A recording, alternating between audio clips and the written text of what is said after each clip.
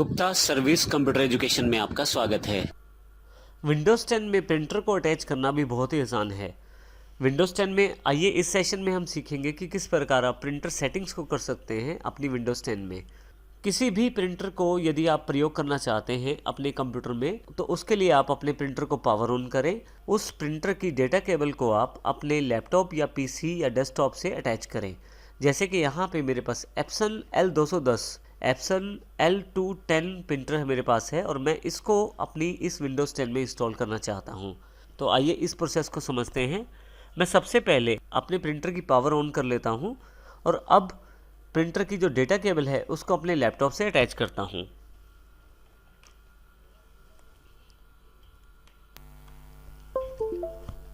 जैसे ही आप अटैच करते हैं, फिर प्रिंटर को अटैच करने के पश्चात आप स्टार्ट पे जाएं, सेटिंग्स पर जाएं, यहाँ से डिवाइसेस सेक्शन को चुनें।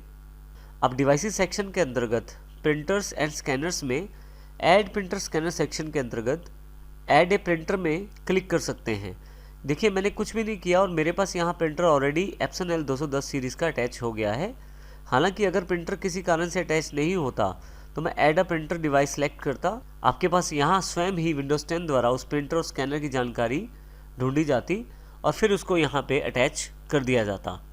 अब क्योंकि L210 प्रिंटर मैंने अटैच किया है, मैं जैसे ही क्लिक करता हूँ इस विंडो पे, मैं चाहूँ तो इसको हटा भी सकता हूँ यहाँ से। तो इस प्रकार आप आसानी से अपने प्रिंटर को विंडोज़ 10 में अटैच कर सकते हैं। परंतु कई बार किसी कारण से यदि विंडोज़ 10 आपके प्रिंटर को नहीं उठा रहा है तो आप ऑनलाइन उस पर्टिकुलर प्रिंटर के ड्राइवर डाउनलोड करके भी इंस्टॉल कर सकते हैं। इससे आपका वो जो प्रिंटर है उसको ड्राइवर्स मिल जाएंगे और वो आपके सिस्टम पे इंस्टॉल हो जाएगा। उसके लिए आपको उस प्रिंटर मैन्युफैक्चरर की वेबसाइट पे जाना है और पर्टिकुलर मॉडल के नंबर के ड्राइवर को आपको इंस्टॉल करना है। जैसे एग्जांपल के तौर पे एप्सन L210 के यदि मुझे ड्राइवर्स चाहिए तो मैं यहाँ पे नेट पे, तो इसके लिए मैं इंटरनेट का प्रयोग करूँगा। आइए इस एग्जांपल को भी समझते हैं। सबसे पहले यहाँ मैं माइक्रोसॉफ्ट एज को खोल लेता हूँ, क्योंकि मुझे पता है कि जो मेरे प्रिंटर का मैन्युफैक्चरर है वो एप्सन है और मॉडल नंबर L210 है। तो आपको अपने प्रिंटर के मैन्युफैक्चरर और प्रिंटर के नंबर की जानकारी होनी चाहिए। जैसे मैं यहाँ पे वो टाइप कर देता हूँ।